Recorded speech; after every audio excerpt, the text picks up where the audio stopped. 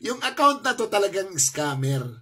Yung account na to, yung Alfred Mar Guzman. Oh, ayan na tayo, mother ako.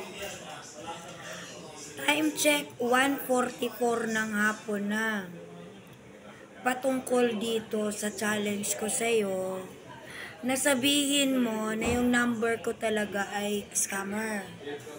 Nandito na ako sa lobby ng NBI Cybercrime. Ano? Oo. Idadagdag natin sa report ito. Okay? Dadagdag natin sa report ito. NBI. Dadagdag natin sa report na yung number ko dinadawit mo sa kabalbalan. Diyos ko, ang dami mo na talagang warrant, be, pag nagkataon. Dagdag pa more. Pero bakit mo hindi kayang sagutin ang aking I'm waiting for Natsuki. Yung aking challenge. Maliwanag ang challenge ko. Sabihin mo na hindi ka nagsisinungaling at ipusta mo yung buhay ng anak mo at ng mga apo mo. Dahil pag natapos ang araw na to, tatayuan kita ng kandilang nakatuwad. Bibili talaga ako at titirikan kita ng kandilang nakatuwad. Dahil bakit hindi mo kayang i-correct? Bakit hindi mo kayang sabihin na hindi ka nagsisinungaling? Totoo ang sinasabi ko. Oo, na itong number na to ay involved sa scamming. Patunayan mo yung number ko. Ngayon, dinidare kita. Ilabas mo ang iyong transaction, history transaction ng iyong Cash G.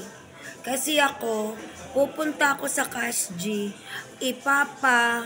ipapatransact ko yung buong transaction ko na kayang matanggal, no?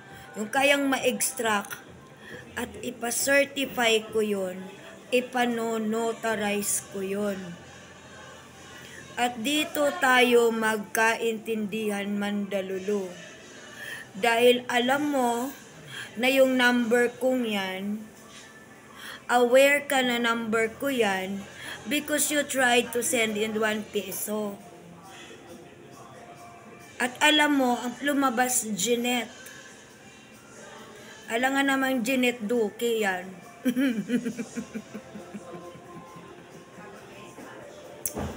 Minsan kasi, iangkop yung laki ng katawan mo, dapat patunayan mo na malaki din ang laman dito mo.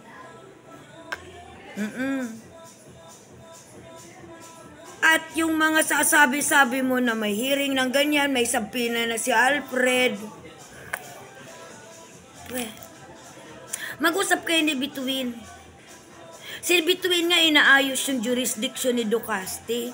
Kasi daw di umano si Ducasti ay wala sa Pilipinas at nasa San Antonio, Texas, USA. Inaalam ni Bituin ang URL, inaalam ni Bituin ang jurisdiction dahil meron tayong Article 2 ng Revised Penal Code. Bakit hindi mo kayang explain yan, Jorace?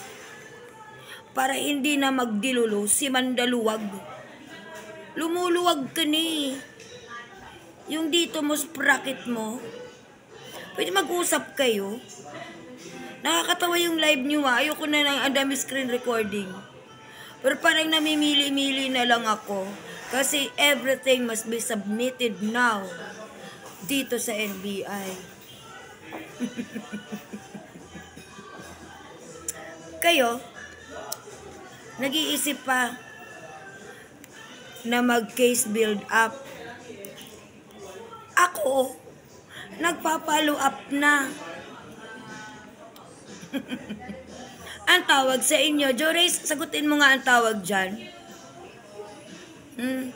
After thought. Pinansagang nyo lang. Ayan, tumatawag na si Natsuki. Anyway, bye.